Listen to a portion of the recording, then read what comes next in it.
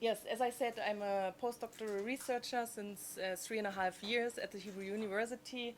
I have a research focus on the entanglements of German Jewish and Polish history, Eastern European Jewish culture, and Yiddish culture. And I wrote a book. My PhD was on the struggle of the Jewish journalists from Warsaw, the Yiddish writing journalists, and the Yiddish press of Warsaw in their struggle against Nazi Germany in the 1930s and early 1940s. And the topic I'm talking today about comes out of this research, or was inspired by this research I have done a couple of years ago. So I'm starting with a present example. Wir werden sie überleben. We will outlive them. Here written in English, Yiddish, and in Yiddish transliteration on a red banner carried by a group of women who attended a mourning march on October 27, 2018 in New York City.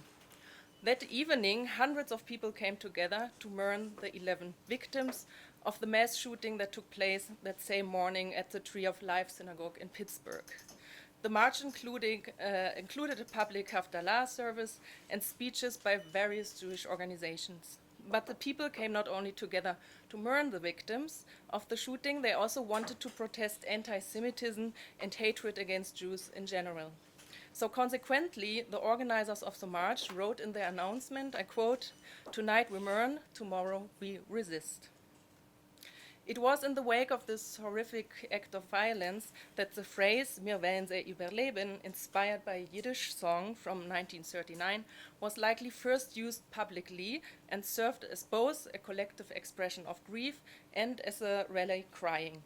A newspaper article on the event later reported that a handful of attendees, among them those who carried the large red banner, had started also chanting the phrase. Over the years, the Yiddish quote showed up on banners and in more rallies and public protest meetings in different political contexts. It was shown, for example, also at the Women's March in 2018, and over the last years it became a powerful modern Jewish and mostly anti-fascist rally cry, signaling public resilience, empowerment, and solidarity among Jews. We see it here on stickers and on patches, on flags, on buttons, we heard about them today, and also on banners. And last year the quote was also shown in an art exhibition. The quote thus not only has become a way of showing protest, it also helps many young Jews to reconnect with Jewish and especially with Yiddish history and culture. And one of the women who was holding the banner in the protest on the Women's March protest in New York City in 2018 stated this also explicitly in an interview with the Tablet magazine. But why did the group of Jewish mourners in 2018 choose a Yiddish song from the late 1930s to publicly communicate their grief and anger to a mostly non-Jewish audience? And why didn't they just put the English translation on their banner or choose a different quote, and maybe one in Hebrew or in another language? To understand this development, I think we must go back to the origins of this specific Yiddish phrase and to understand in which historical context it developed, in what kind of tradition it was embedded, and what the connections between Yiddish and political practice are. So in recent years, scholarship in Yiddish, particularly on Yiddish literature and culture, has grown significantly, not least due to a rise of a new generation of Yiddish cultural activists and scholars in the US, Europe, and Israel. However, what is often missing from scholarly discussions is research on the close relationship between Yiddish politics and the public eye. Historically, Yiddish was frequently being associated with the political left and with anti-Zionism. Yet its use was not limited to communism or Bundism. It also played an important role in parts of the Zionist movement and the Agudah Yisrael.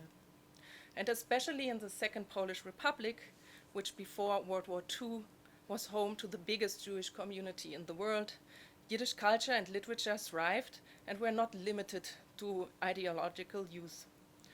And one crucial aspect of all political movements is agitation through books or lectures but also through posters, banners, pamphlets, and flyers, as well as speeches at rallies and demonstrations. And this agitation has to happen in a language that people understand within the Polish Jewish community, but also in the various Eastern European Jewish diaspora communities that was most often Yiddish. And today I want to speak about the role and the function of Yiddish within the anti-Nazi boycott movement and solidarity movement for persecuted Jews in Nazi Germany, which flared up in 1933 and which was organized by Jews in cities such as Warsaw, Vilnius, London, and New York.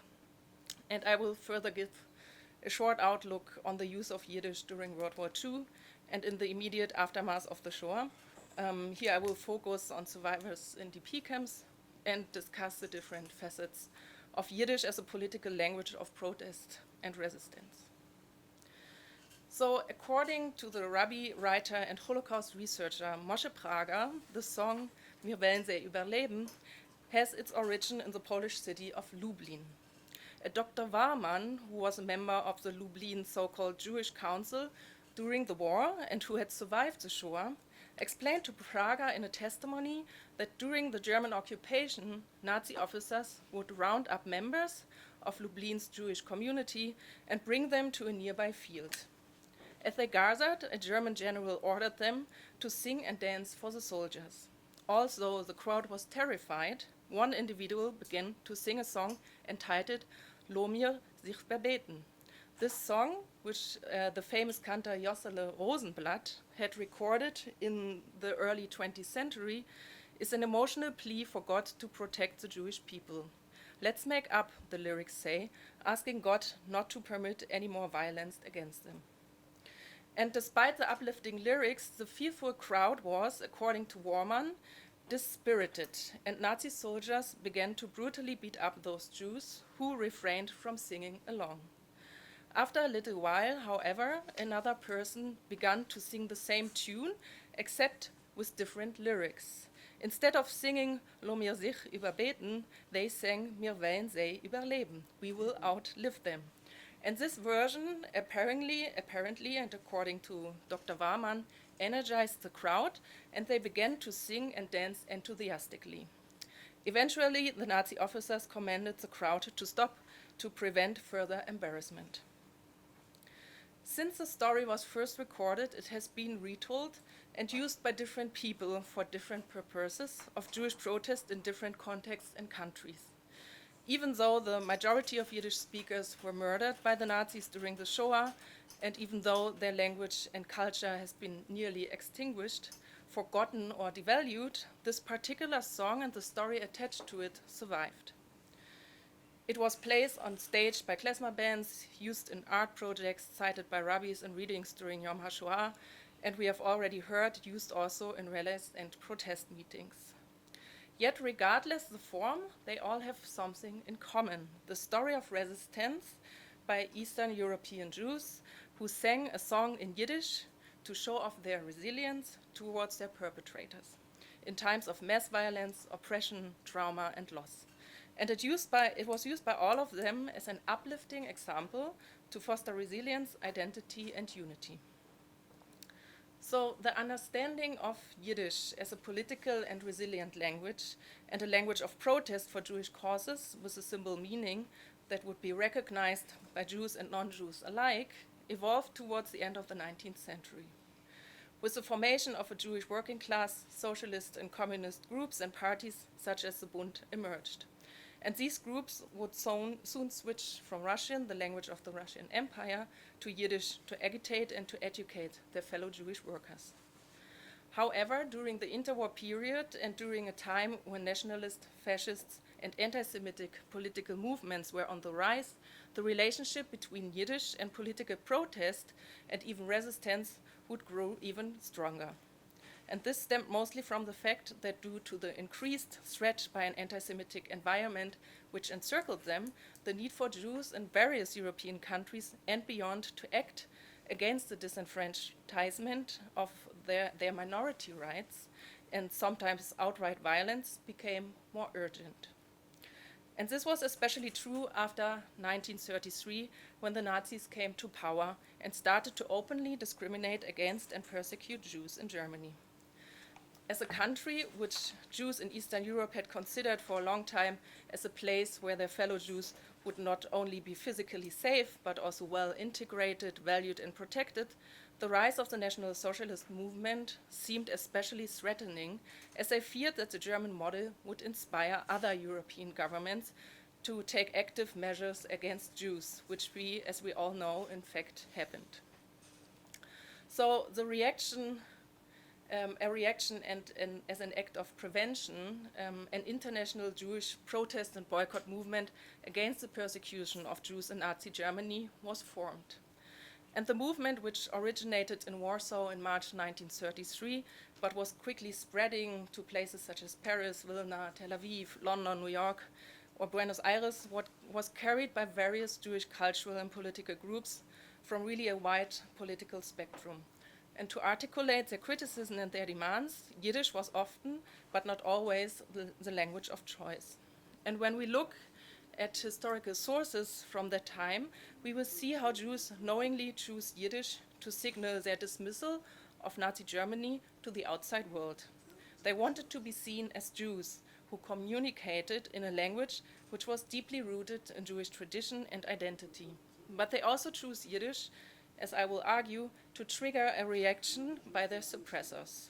So Yiddish was both a language of protest as well as a language of resistance, because their language itself was regarded by many as something deeply problematic, which needed to be suppressed and banned. A language spoken exclusively by Jews and written in Hebrew letters of the Torah was deemed a provocation. So the first example I want to speak about stems from the heart of Yiddishland and from the center of the anti-Nazi protest and boycott movement. When it became known among the Jews of Warsaw that German propaganda minister Joseph Goebbels would be coming to Warsaw on June 13, 1934, a group of leading Yiddish newspaper publishers would join forces and call for a public mass protest to oppose his visit. The Polish government was aware that the first official visit by an NSDAP politician to Warsaw would trigger a wave of protest in Poland, which is why the government tried to contain the protest from the outset by censoring articles that were critical of the upcoming visit or even called for protest. And in some cases, confiscating entire newspapers, editions, flyer, and banners alike.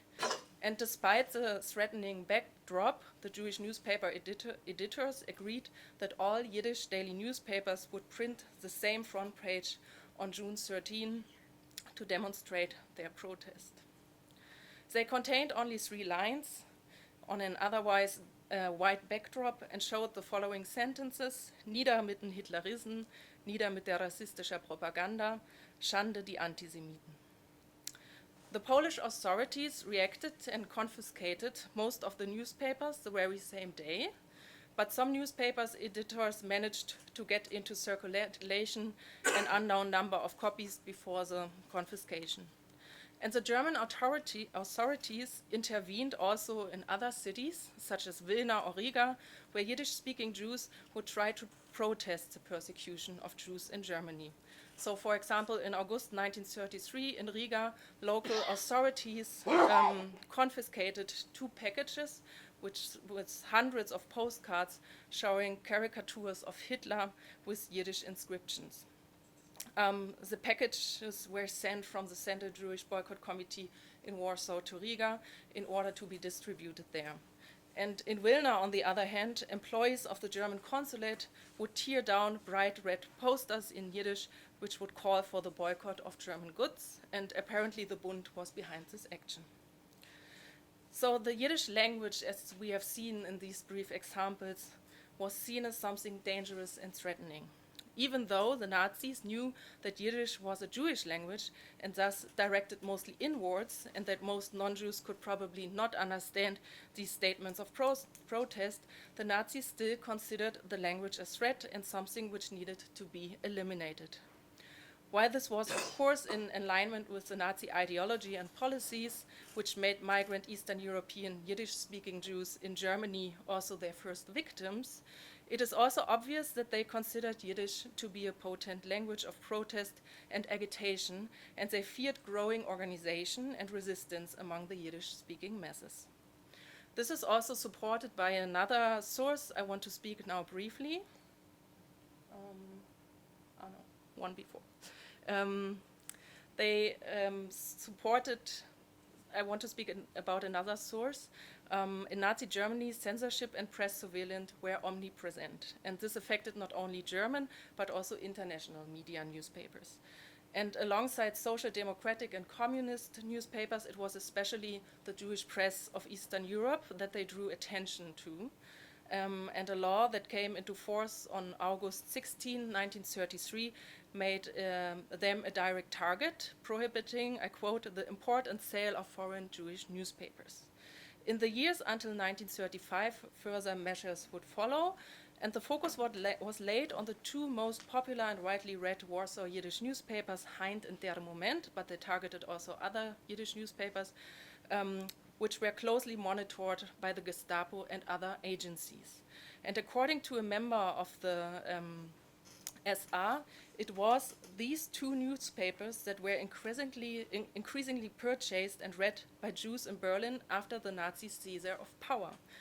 This fervent National Socialist wrote later also an outraged letter to the propaganda ministry in July 1934, urging the authorities to intervene. I quote from the letter, "I do not know whether the propaganda ministry is aware of what, for instance, the Jewish rags printed in Hebrew letters and published in Warsaw, such as the Heint and the Moment, are spreading these days about Germany. Filth particularly threatening the Führer with their vile and malicious slanders. I have been monitoring these papers for a long time and have found that they are eagerly read by Berlin Jews. For a while, these dailies were only available near the Zoo train station and were usually sold out if I didn't get there in time.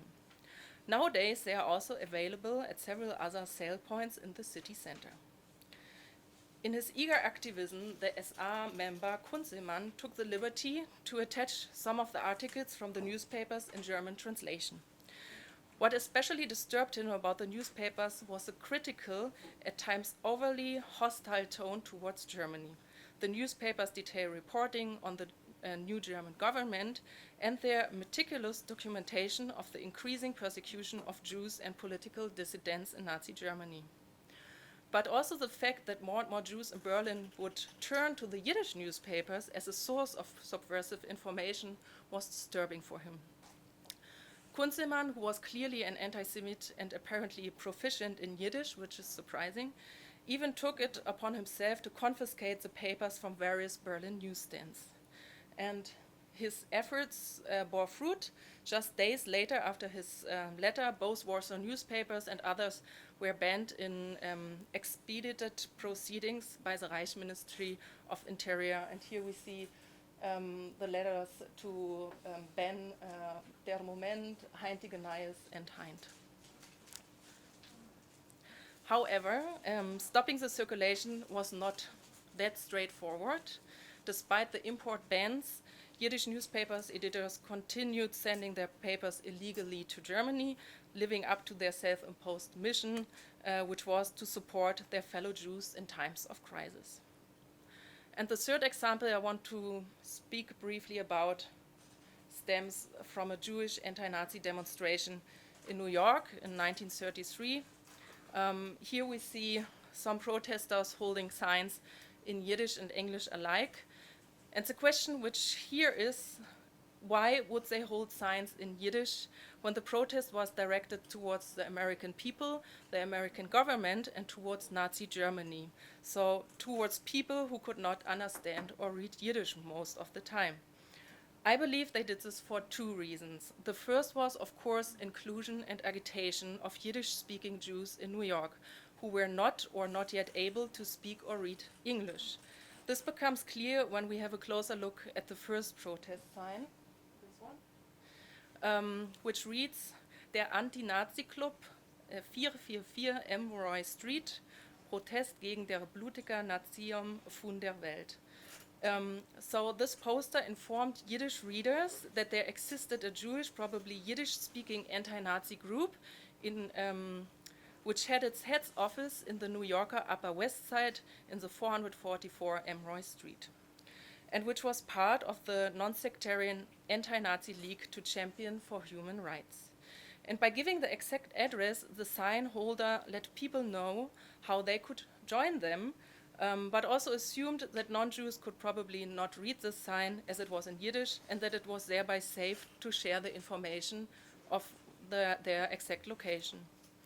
When we have a look at the second picture, we see that the sign we just spoke about was not an outliner. On the contrary, during the protest march, many Yiddish protest signs were shown, and we see here more in the background. The poster in the front reads, Die Mörderhand von die deutsche Nazim muss abgestellt werden. So the sheer mass of Yiddish signs marked the protest for the most non-Jewish observers in the street of New York as a distinct Jewish and Eastern European Jewish protest march. And this, in my eyes, is the second reason. Yiddish itself is the signified. Its use conveys the message, we are Jews and we use our own language despite what Nazis and other anti-Semites think. Even during the Shoah, Jews would consciously make the decision to write in Yiddish to protest the Nazis' attempt to destroy their language and culture. For many diaries and letters written by Jews in ghettos, camps, or hiding places, we know that they reflected on the use of Yiddish during the Shoah and what a symbolic and political meaning writing in Yiddish bore. For example, it is known that David Garba, one of the youngest members of the Oynek Shabbos group, explained his reasons for writing in Yiddish in a farewell letter that was found among the buried documents. He emphasized the importance of the Yiddish language as an expression of Jewish life and suffering, and he hoped that future generations would learn the truth about the events in the Warsaw Ghetto through these documents. It was also not an accident that the Jewish historical commissions who emerged after the war all over Europe decided to predominantly conduct their research and remembrance efforts in Yiddish. After all, Yiddish became the collective language for Shoah survivors and a collective language of pain. Yiddish was no longer just tied to a cultural memory, it had also become associated with death, grief, and immense loss. So survivors had to navigate how to communicate their memory and grief as a language, and the language was central to their cultural identity. But the use of Yiddish after the war had also a specifically political meaning. Writing, researching, publishing, protesting, mourning, and speaking in Yiddish after the Shoah can be interpreted as an act of defiance against the former perpetrators, as it showed them that their mission had ultimately failed. And especially in post-war Europe, in the destroyed shtetls of Eastern Europe or in the German DP camps, amongst their former perpetrators and their bystanding neighbors, public acts of mourning, grief, or protest conducted in Yiddish were not only about the dead, but also about the living. And consequently, signs and banners in Yiddish were also frequently used during exhumations, reburials, mourning marches, as we can see here in these different examples, and I cannot talk about them more. So in the same way and at the same time, the marking of Yiddish places and the use of Yiddish during mourning with symbols in Yiddish and Hebrew was also a subversive act of collective empowerment, and we just heard about this by Arkady Seltzer. The survivors were driven by grief and resilience, and they actively and consciously resisted the destruction of both language and memory in the face of genocide. Or, as one survivor put it after the war, Yiddish, which I hardly knew before, the language of my parents and grandparents, has become my most sacred credo. And I swear that if there's anything I can write out of my experiences, it will be written in Yiddish, the language hallowed by our millions of martyrs. So I come to my conclusion. Prejudged views of Yiddish as a mere dialect and with little cultural value, rooted in a fundamental sense of Western superiority and Nazi racism, have long obscured and still obscure its central role in the cultural practices, Jewish daily life and survival of Jews. Speaking Yiddish, a language the Nazis sought to annihilate, became already in the early 1930s an act of resistance against the Nazis and grew even stronger during and after the Shoah. Only in this context, I think, and with this knowledge, we can understand why the Yiddish song Wir wollen sie überleben became so strongly associated with Jewish resilience and resistance, and why it is still today appealing to so many young Jews around the world. Thank you.